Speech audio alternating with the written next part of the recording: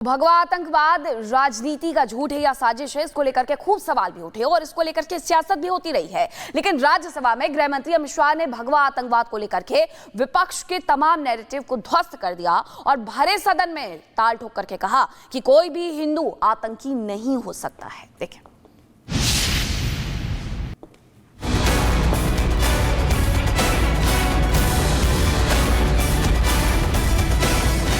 मुंबई में इतना बड़ा आतंकी हमला हुआ, कांग्रेस पार्टी इसको भगवा आतंक सिद्ध करने में जुटी हुई है। मैं आज दुनिया के सामने गर्व से कहता हूं कि हिंदू कभी टेररिस्ट नहीं हो सकता। एक रंग जो आस्था का प्रतीक है, एक धर्म जो शांति का संदेश देता है, लेकिन एक दिन इसी रंग को पहनने वालों को आतंकवादी कहा गया, नाम दिया गया भगवा आतंकवाद। और इस कहानी की शुरुआत आतंक से नहीं, सियासत से शुरू हुई। 2008 में हुए मालेगांव ब्लास्ट के बाद एटीएस की जांच साध्वी प्रज्ञा ठाकुर और लेफ्टिनेंट कर्नल पुरोहित तक पहुंचती है और यहीं से जन्म होता है एक नए शब्द का, भगवा आतंकवाद। और फिर शुरू हुई एक सियासी कहानी जो अदालतों में नहीं, चुनावी मंचों पर लड़ी गई। हमारा आरोप है कि मोदी जी की सरकार के दबाव में आकर देश की जो सर्वोच्च एजेंसी है एनआईए, उसने 2016 में एप्लीकेशन एनआईए कोर्ट में किया कि इन लोगों को सबको डिस्चार्ज करना चाहिए, छोड़ देना चाहिए, हमारे पास सबूत नहीं है। ये एक तरह से मालेगांव ब्लास्ट केस के जो मुलजिम हैं, आरोपी हैं, उनको बचाने की साजिश मोदी जी की सरकार देश में कर रही है। 2008 से लेकर 2013 तक ये शब्द मीडिया, संसद और सियासत में छाया रहा। कांग्रेस के नेताओं ने इसे बार बार दोहराया, लेकिन क्या यह शब्द तथ्यों पर खड़ा था? हिंदुत्व को आतंक से जोड़ने की कोशिशों ने न सिर्फ एक रंग को बदनाम किया गया, बल्कि सुरक्षा एजेंसियों की निष्पक्षता पर भी सवाल खड़े किए गए। आज जरूरत है सच स्वीकारने की और उस शब्द से पीछा छुड़ाने की जो अदालतों में खड़ा नहीं हो सका, लेकिन राजनीति में अब भी गूंजता है। और अब भरे सदन में आप पीएम मोदी और गृह मंत्री अमित शाह भी भगवा आतंकवाद के खिलाफ हुंकार भरते नजर आए। साफ कर दिया कि हिंदू कभी आतंक का साथ नहीं देते। मुंबई में 26/11 का इतना बड़ा आतंकी हमला हुआ, एक पाकिस्तानी आतंकी जिंदा पकड़ा गया, लेकिन यहां कांग्रेस पार्टी इसको भगवा आतंक सिद्ध करने में जुटी हुई है। कांग्रेस दुनिया को हिंदू आतंकवाद की छड़ी बेचने में लगी हुई थी। बंबई के हमले के बाद आज ये दिग्विजय सिंह चले गए हैं, उन्होंने कहा है तो आरएसएस ने कराया था। मान्यवर ये क्या बोल रहे हैं, किसके लिए बोल रहे हैं, किसको बचा रहे हैं, क्या कहना चाहते हैं? और हिंदू टेरर का सगुफा किसने छोड़ा? मैं आज दुनिया के सामने, देश की जनता के सामने गर्व से कहता हूं कि हिंदू कभी टेररिस्ट नहीं हो सकता।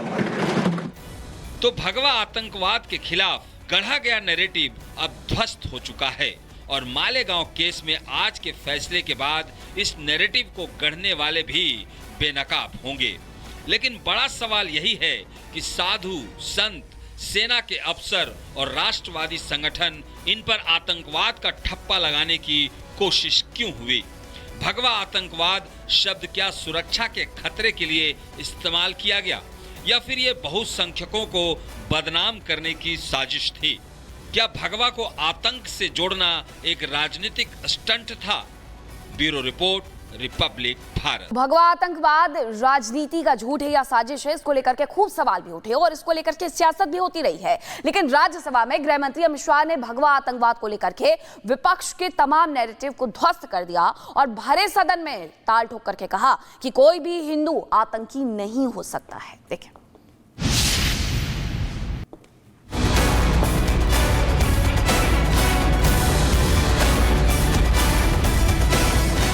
मुंबई में इतना बड़ा आतंकी हमला हुआ, कांग्रेस पार्टी इसको भगवा आतंक सिद्ध करने में जुटी हुई है। मैं आज दुनिया के सामने गर्व से कहता हूं कि हिंदू कभी टेररिस्ट नहीं हो सकता।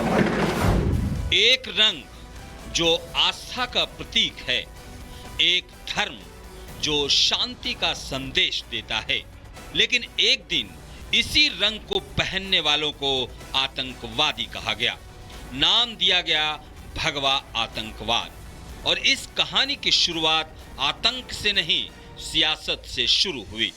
2008 में हुए मालेगांव ब्लास्ट के बाद एटीएस की जांच साध्वी प्रज्ञा ठाकुर और लेफ्टिनेंट कर्नल पुरोहित तक पहुंचती है और यहीं से जन्म होता है एक नए शब्द का, भगवा आतंकवाद। और फिर शुरू हुई एक सियासी कहानी जो अदालतों में नहीं, चुनावी मंचों पर लड़ी गई। हमारा आरोप है कि मोदी जी की सरकार के दबाव में आकर देश की जो सर्वोच्च एजेंसी है एनआईए, उसने 2016 में एप्लीकेशन एनआईए कोर्ट में किया कि इन लोगों को सबको डिस्चार्ज करना चाहिए, छोड़ देना चाहिए, हमारे पास सबूत नहीं है। ये एक तरह से मालेगांव ब्लास्ट केस के जो मुलजिम हैं, आरोपी हैं, उनको बचाने की साजिश मोदी जी की सरकार देश में कर रही है। 2008 से लेकर 2013 तक ये शब्द मीडिया, संसद और सियासत में छाया रहा। कांग्रेस के नेताओं ने इसे बार बार दोहराया, लेकिन क्या यह शब्द तथ्यों पर खड़ा था? हिंदुत्व को आतंक से जोड़ने की कोशिशों ने न सिर्फ एक रंग को बदनाम किया गया, बल्कि सुरक्षा एजेंसियों की निष्पक्षता पर भी सवाल खड़े किए गए। आज जरूरत है सच स्वीकारने की और उस शब्द से पीछा छुड़ाने की जो अदालतों में खड़ा नहीं हो सका, लेकिन राजनीति में अब भी गूंजता है। और अब भरे सदन में आप पीएम मोदी और गृह मंत्री अमित शाह भी भगवा आतंकवाद के खिलाफ हुंकार भरते नजर आए। साफ कर दिया कि हिंदू कभी आतंक का साथ नहीं देते। मुंबई में 26/11 का इतना बड़ा आतंकी हमला हुआ, एक पाकिस्तानी आतंकी जिंदा पकड़ा गया, लेकिन यहां कांग्रेस पार्टी इसको भगवा आतंक सिद्ध करने में जुटी हुई है। कांग्रेस दुनिया को हिंदू आतंकवाद की छड़ी बेचने में लगी हुई थी। बंबई के हमले के बाद आज ये दिग्विजय सिंह चले गए हैं, उन्होंने कहा है तो आरएसएस ने कराया था। मान्यवर, क्या बोल रहे हैं? किसके लिए बोल रहे हैं? किसको बचा रहे हैं? क्या कहना चाहते हैं? और हिंदू टेरर का सगुफा किसने छोड़ा? मैं आज दुनिया के सामने, देश की जनता के सामने गर्व से कहता हूं कि हिंदू कभी टेररिस्ट नहीं हो सकता। तो भगवा आतंकवाद के खिलाफ गढ़ा गया नैरेटिव अब ध्वस्त हो चुका है और मालेगांव केस में आज के फैसले के बाद इस नैरेटिव को गढ़ने वाले भी बेनकाब होंगे। लेकिन बड़ा सवाल यही है कि साधु, संत, सेना के अफसर और राष्ट्रवादी संगठन इन पर आतंकवाद का ठप्पा लगाने की कोशिश क्यों हुई? भगवा आतंकवाद शब्द क्या सुरक्षा के खतरे के लिए इस्तेमाल किया गया या फिर ये बहुसंख्यकों को बदनाम करने की साजिश थी? क्या भगवा को आतंक से जोड़ना एक राजनीतिक स्टंट था? Bureau report, Republic Bharat.